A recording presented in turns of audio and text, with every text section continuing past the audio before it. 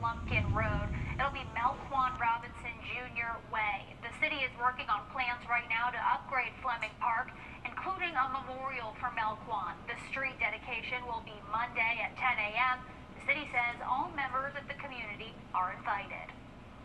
Staggering new numbers from AU Health today. The chief medical officer says they now have the highest number of COVID patients in the hospital since the start of the pandemic. And that number sits at 77 for them. Perhaps even more alarming than that, they tested 1,000 people yesterday, and about 230 of them, or 23%, tested positive.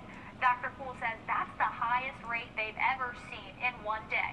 And we get it, those numbers are definitely scary to think about, but a lot of people are looking at them and saying they're just not comfortable going to the hospital. And some are even putting off potentially life-saving surgeries. Brady Trapnell talked to doctors who want us to know hospitals are still safe. Health officials want to remind everyone that just because there are people in the hospital with COVID-19 doesn't mean that you're in danger if you have to go to the hospital for something else. AU Health is making room for COVID patients, but they're not forgetting about everyone else.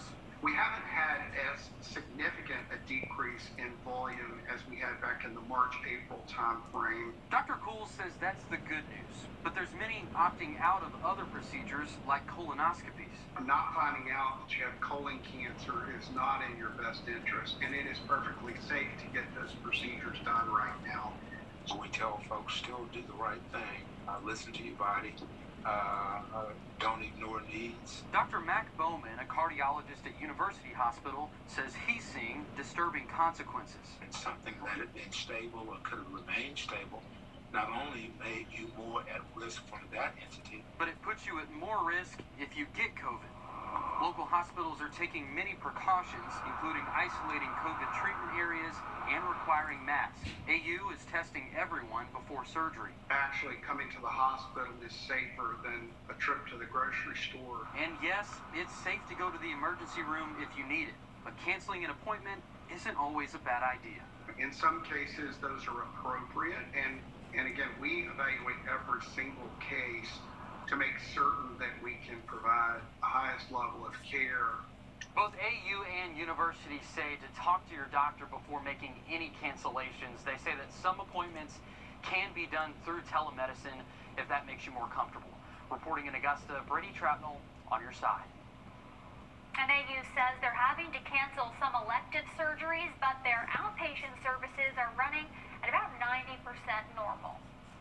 And you heard from Dr. Cool just now. You may remember he tested positive for COVID-19 earlier this week. We asked him how he's doing. I'm doing well and continue to have mild symptoms. Had some periods where I had some chills and fever, and certainly it's been an uncomfortable experience. But I'm glad that I have continued to do well and not had major symptoms like other people have. And cases are rising at our local hospitals, too. We showed you AU's numbers earlier, but over at University Hospital, 19 new cases, 88 COVID patients in the hospital there, 11 new cases today between doctors and the Charlie Norwood VA, 30 people in the hospital at doctors, more than 300 cases at Aiken Regional, with 28 in the hospital there. Taking a look at cases across the Lynchburg County, 46 more people have died there. Health professionals across the country have been working to get more personal protective equipment. Since the pandemic, some small health practices in South Carolina were really struggling. That's until they joined forces. Action PPE was started by the Charleston County Medical Society a few months ago. They used group buying power to get their hands on PPE. Instead of each office putting in individual orders, they all ordered together. By pooling a bunch of small orders, we now can get what we need, and that's the beauty of what we've created. Dr. Hodgman says they have practices ordering through Action PPE in 20 different states now. The group says they've distributed more than 2 million units of PPE. More news ahead as we take a look over Aiken. Anthony, I'm sure people want to know if they can continue on with their weekend plans. How's the weather? Yeah, so as we go through this weekend heading towards Saturday and Sunday, just a chance for those typical summer-like patterns.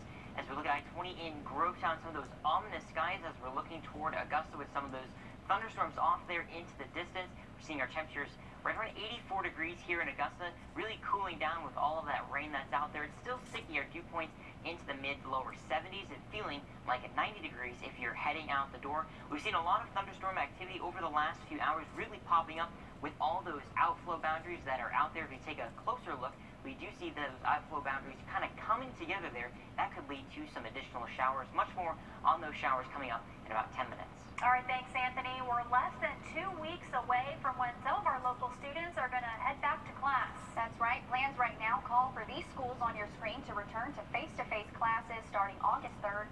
That includes Columbia County, but also 2 of our more rural counties. So we decided to take a look at the spread in terms of cases per 100,000 people. Here's the statewide map, but if we zoom in on our local counties, you can see the 2 dark blue counties there, which signifies higher rates of cases, are Hancock and Jenkins County. Students in those counties aren't set to be back in school until later. Celeste Springer looks at our rural counties' back-to-school plans during the pandemic. Jenkins, Jefferson, Hancock, Orangeburg, and Bamberg. What do all these counties have in common? Well, there's 2 things for sure. 1, they're all rural, and 2, we know that they have the highest coronavirus cases per 100,000 people in our viewing area. We decided to take a look at what their back-to-school plans look like. Hancock County has the highest amount of cases per 100,000 people of our counties. Their schools plan to be fully online when they go back a week from Monday. It'll stay that way until October 5th, and then they'll reevaluate. The highest in our Georgia counties is Jenkins. Parents there can pick virtual or face-to-face, according to the superintendent. If you want your child to learn from home, let them know by July 28th. The first day of class is August 24th. Next up in Georgia, Jefferson County. All the students will be online starting August 10th. On September 9th, parents will pick if their child stays online or goes traditional. One mom told me internet access isn't easily available to everyone here, including her daughter's friends.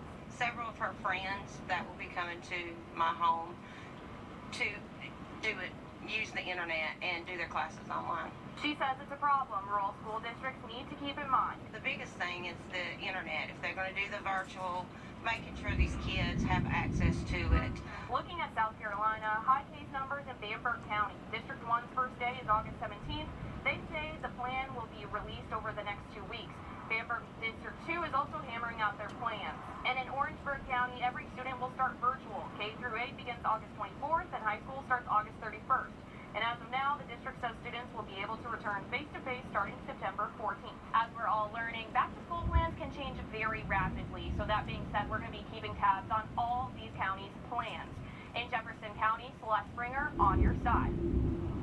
Thanks, Celeste. And as you get ready for your kids to be back in class, whether in person or virtually, it's time to start getting their school supplies. And you might think that because more kids will be learning from home, parents will spend less. But Tradisha Woodard explains why that might not actually be the case. Families may not spend as much money on clothes this school year, but technology will be at the top of the list.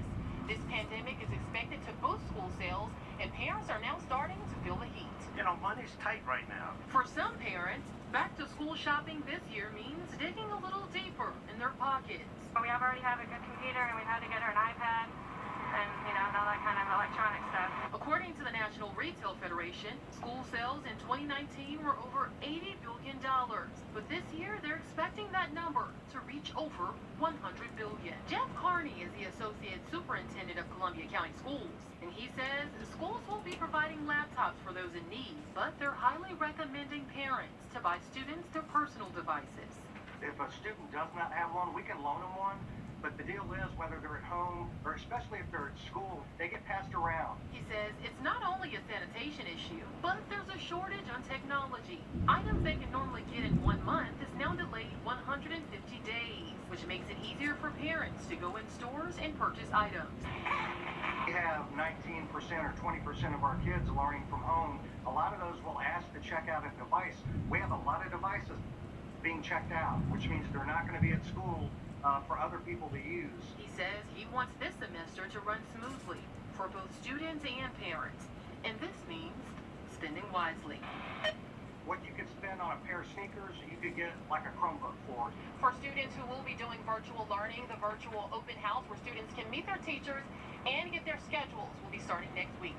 In Augusta, Tricia Woodard, on your side.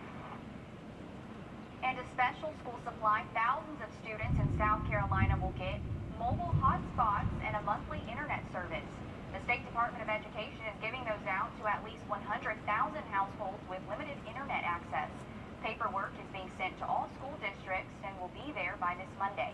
The deadline to fill it out will be August 5th. Priority will be given to homes and school districts with high poverty rates. And a man wanted for murder in Aiken County. The sheriff's office is asking for your help to find him.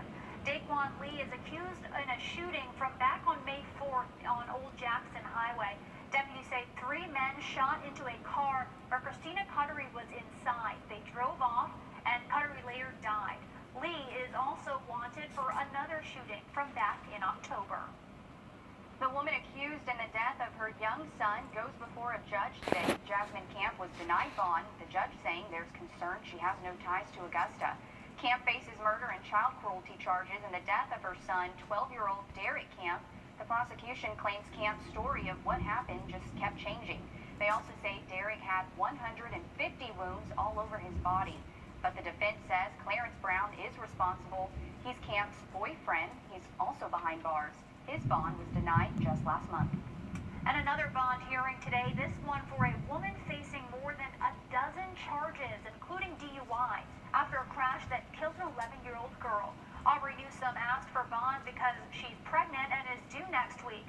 The judge did grant a $20,000 bond, but she can only leave her house to go to the doctor and when she's having the baby. 11-year-old Charnaya Eccleston was killed in that crash.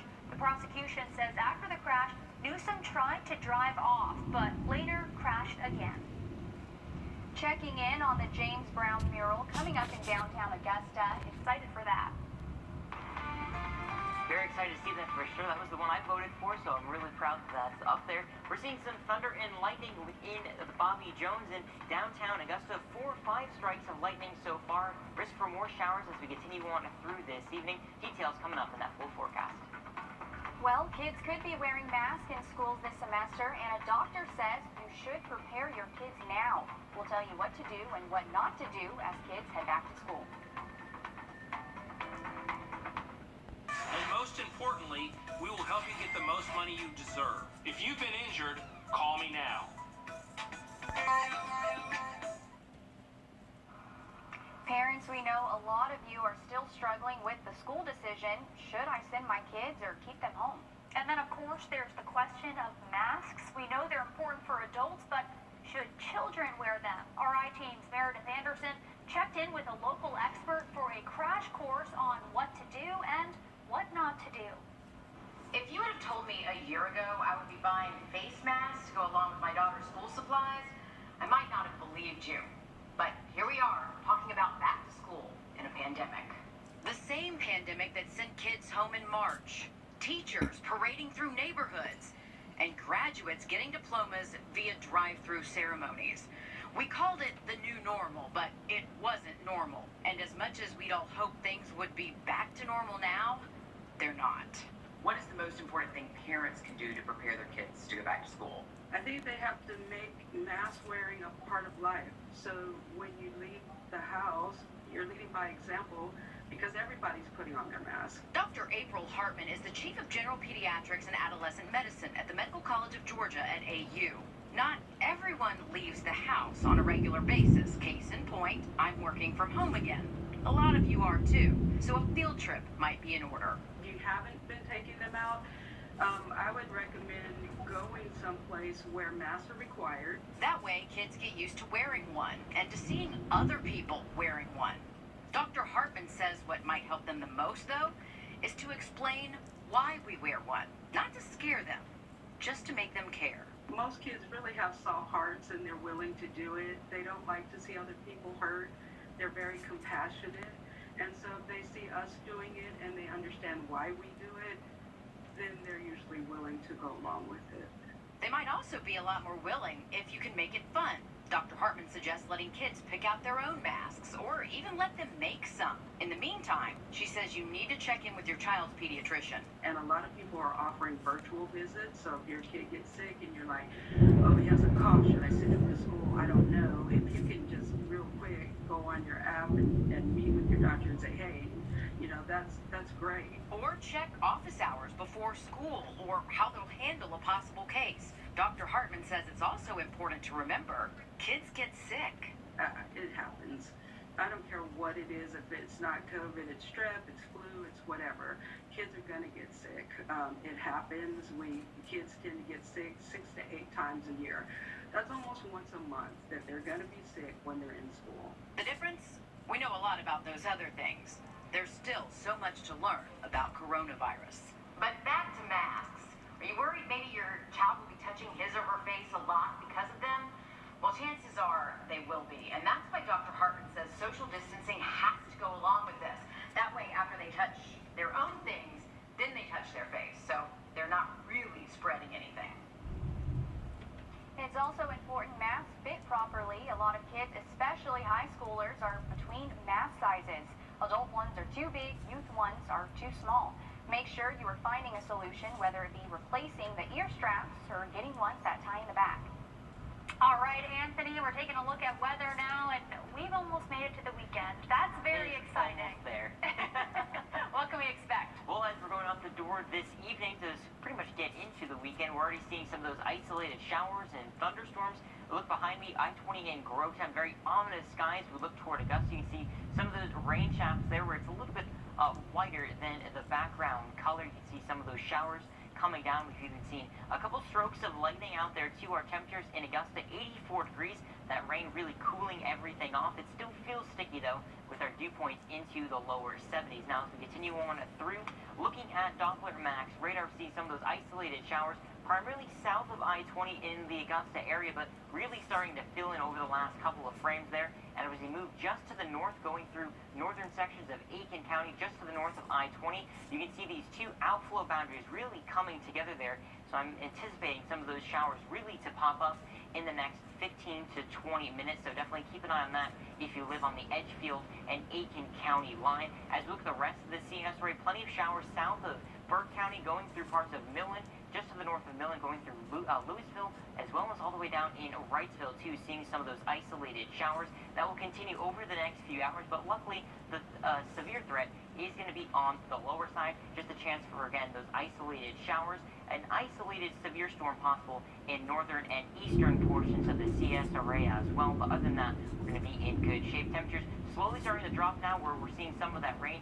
84 again here in Augusta, 91 in Evans, as well as in Gibson. Those temperatures will continue to drop as we go through the next few hours. Where it hasn't rained, we've seen the temperatures still in the 90s. They'll be dropping down into the mid-80s as we go through the next few hours. About a 40% chance at seeing some additional rainfall as we go through the next few hours as well. Now, the hurricane hunters have been busy the past couple of days tracking Tropical Storm Hannah as it continues moving toward Texas, seeing wind speeds in the lower 50s, and our pressure in the upper near 1,000 millibars. So slowly dropping and starting to develop a little bit further, but no threat for us here in the CSRA. We're going to keep an eye on an additional area of development, about a 40% chance that this could become our next named storm. We also have Gonzalo off the coast of South America, and this would be our 9th named storm, Isaiah. So keep an eye on that over the next 5 days and keep you posted. As far as the next 7 days go for us here in the CSRA, our temperatures right around 97 degrees come Monday afternoon.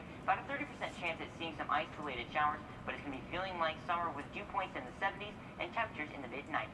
All right, thanks, Anthony. The Peach Belt delays the start of their season to give them some options if the pandemic gets worse, but coaches still have some concerns. Our Mike Yakachonis tells us why next is sports. On your sideline, sports brought to you by the Hawk Law Group. It's not an easy decision to delay, postpone, or cancel an entire athletic season. The Peach Belt made the decision to delay their fall sports start until October 1st. But the conference believes there are many advantages to this for their member schools. We're in hopes that, that down the road in the next 6 to 8 weeks, 4 to 6 weeks, that things will start to improve, that in terms of testing, and of course the NCAA had come out with some recommendations on testing. The hope is that testing becomes more widely available, more affordable, and more accurate in that time span.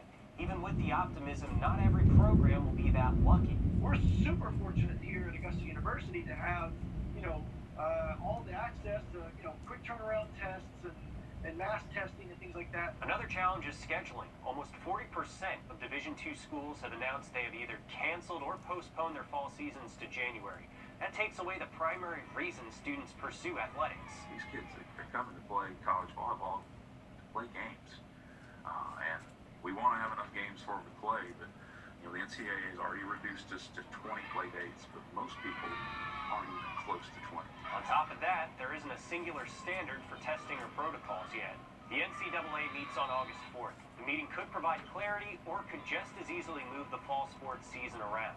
It's universally agreed that safety is paramount in the return to sports, and all athletes will be motivated to give it more than their all. I'll have opening day highlights coming up at 11. I'll see you back here then.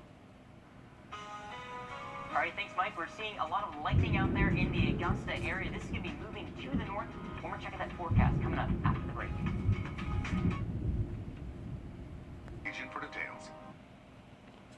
All right, take one more look at your forecast. Seeing plenty of thunder and lightning out there, especially around the downtown Augusta area. We're seeing plenty of lightning stretching from Bobby Jones all the way down through Gracewood and even through the Hepzibah area. So if you have any outdoor plans, maybe hold that off for the next probably 20 to 45 minutes or so until these storms pass. Fortunately, though, the severe outlook does look to be on the lower side, with the greatest threat here being the chance for some of those higher winds. As we continue on through the next couple of days, we'll notice a chance for some additional showers as we start off your weekend. About a 60% chance of showers come your Saturday afternoon, but starting off the first half of your Saturday on the drier side, we're actually going to be seeing our temperatures stay in the mid-90s. Upper 90s expected as we get through your Monday afternoon, and the risk for some of those showers will continue as we get through Tuesday and Wednesday, and even all the way through next week. A little bit cooler, though, temperatures into the lower 90s and slightly below average for this time of year. Overnight temperatures remain into the mid-70s. It's going to be feeling like summer dew points in the lower 70s as well. All right, that's it for News 12 at 6 o'clock. We'll see you back here at 11.